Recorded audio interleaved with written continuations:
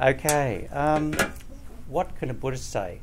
I don't think I can really help you because I think you're already very happy. There's a lot of laughter here, a lot of happiness. But what I'm going to share with you today is basically how Buddhist treats day-to-day living from a practical point of view. I'm only going to talk about two things: what actually doesn't work for me, and what does work for me as a Buddhist. Now, let's start with what doesn't work for me. And this is backed up by science. Looking for sensual gratification, things that please our eyes, things that please our senses, our taste, these sorts of things.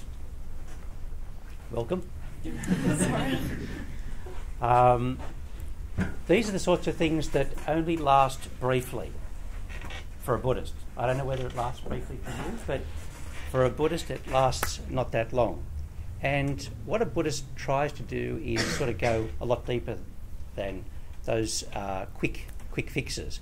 In fact, society is trying to convert us to quick fixes, whether it's through the media or advertising. They're wanting you to buy happiness in lots of ways. So what I'd like to first start with is the happiness paradox. If you try to get happiness, you won't get it. You don't go straight to happiness. Happiness is actually a consequence of the way you live. There's a bit of a paradox there. So instead of saying, I want happiness, what does it cost? What do I have to get?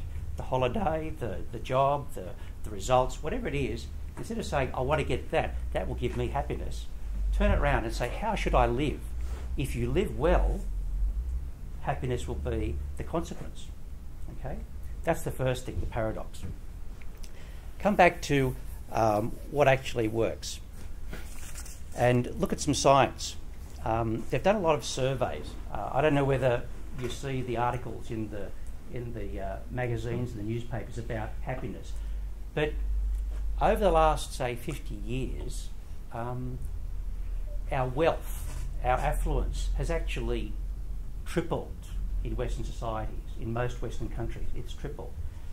But they've measured the happiness over that time. And what do you think has happened over those 50 or so years when we've tripled our wealth? Any guesses? Static, yeah, much the same. In fact, in some areas, depression and a lot of other things have come up. So happiness doesn't increase with wealth. And in fact, the more wealth you get, sometimes it can be a frustration that you're not getting happier. There's another kind of a paradox there. A lot of people are frustrated when they get so much affluence, it's just not working. So what does work? Well, to me it comes down to two things. It comes down to what we do within ourselves, our mindfulness, our tranquility, our calmness, which for a Buddhist comes from meditating, and the external aspect of happiness, which really comes down to having a circle of concern which is large.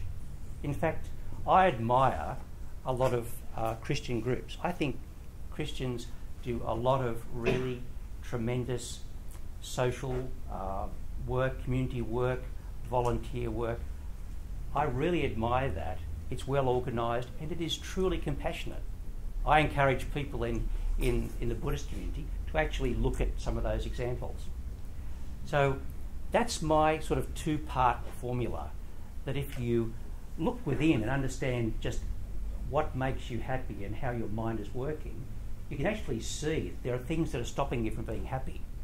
In fact, for a Buddhist, our attachment to things is actually our conditions on happiness. In other words, if you want something, pick anything, a great job, more money, a holiday, house, whatever it is, when you say you want something, if you attach your happiness to whatever that outcome is, then guess what?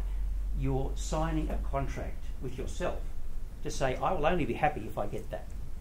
So wouldn't it be better if you reframed it and said, yes, I'd like to get these things, but if it doesn't happen, actually I'll still be happy. Or to take Joseph's term, contented. You can still be contented with what you have and not disappointed if you don't get those things that you're striving for. Sure, strive for those things, but don't put so many conditions, like a legal contract, on your happiness that if you don't get all these things, you're going to be miserable. So that's the first thing. The contentment is actually understanding how your mind works and how you can be saying, I'll only be happy if. That's an internal thing. And for a Buddhist, we try to meditate so that we can actually realise what's actually happening in our mind, this internal conversation.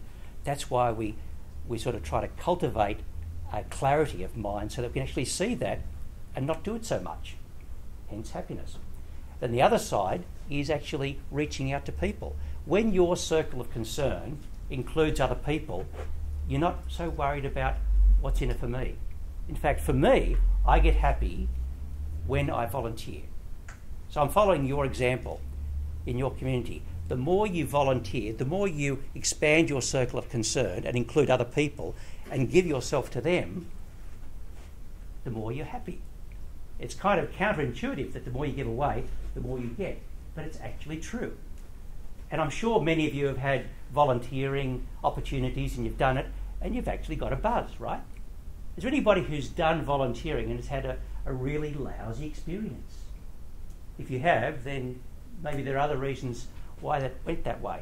But essentially, when you try to help those who can benefit from your energy, you actually become happier because you're not concerned about what's in it for me, right? So essentially, that's my kind of formula, and I hope we can talk about it in the discussion, that comes down to two things. It's this contentment and this clarity and calmness of mind, and then outwards, it's this sort of giving to others in the community, those who need it. So I'll stop there, and hopefully we can have a bit of a discussion about these things.